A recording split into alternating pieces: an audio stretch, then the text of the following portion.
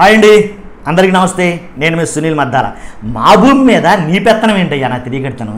భూమి మాది, దాన్ని మేము పండించుకున్నాం, నీ పెత్తనం ఏంటి అని నారా చంద్రబాబు నాయుడు గారు జగన్ గారిని ఉద్దేశించి చాలా ఘాటైన వ్యాఖ్యలు చేశారండి.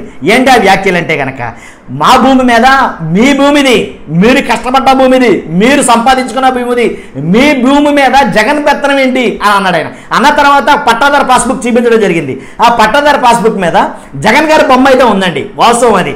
కాకపోతే ఇంతకు ముందు ఉన్న రాజకీయ నాయకులు అలాగే పట్టాదారు పాస్బుక్ల మీద వాళ్ళ బొమ్మలు ఎంచుకోలేదు అంటే అది గతం గత.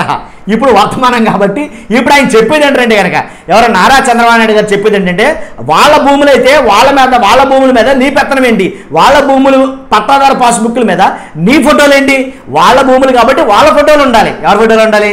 ఎవరిదైతే భూమి వాళ్ళ ఫోటోనే ఆ పట్టాదారు పాస్బుక్ మీద రావాలి, పైన వచ్చి నీ ఫోటో రాకూడదు, కాబట్టి ఇది నాకు నచ్చలా అని పర్రమని చెప్పాడు ఆయన.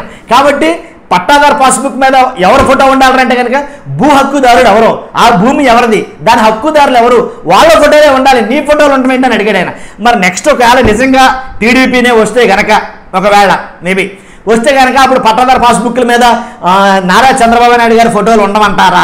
ఒకవేళ ఆయన ఇప్పుడు అన్నాడు కాబట్టి ఉండకపోతే కనుక భూ హక్కుదారులు ఎవరైతే కనుక వాళ్ళ ఫోటోలు ఉంటాయంటారా? మీ అమూల్యమైన అభిప్రాయాన్ని కామెంట్ రూపంలో తెలియజేయండి. కాబట్టి నిజంగా కూడాను అది మంచి పద్ధతి. ఎలా అంటే, ఎవరిదైతే భూమి ఉందో ఆ భూమి మీద ఎవరిదైతే పట్టాదారు పాస్బుక్ ఉందో, పాస్ పుస్తకం ఉందో, ఆ పట్టాదారు పాస్బుక్ మీద ఆ భూమి ఎవరిదైతే వాళ్ళ ఫోటో ఉండడమే న్యాయం.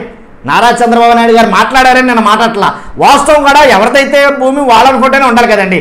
ప్రభుత్వం ఫోటోలు అవన్నీ ఎందుకండి, అనవసరం కదా. అదేనండి నా అభిప్రాయం. మీ అభిప్రాయం ఏంటో కామెంట్ రూపంలో తెలియజేయండి, మర్చిపోద్దు. చూస్తున్న మీరు అందరూ కూడా మన ఛానల్ సబ్స్క్రైబ్ చేయండి. Thank you very much.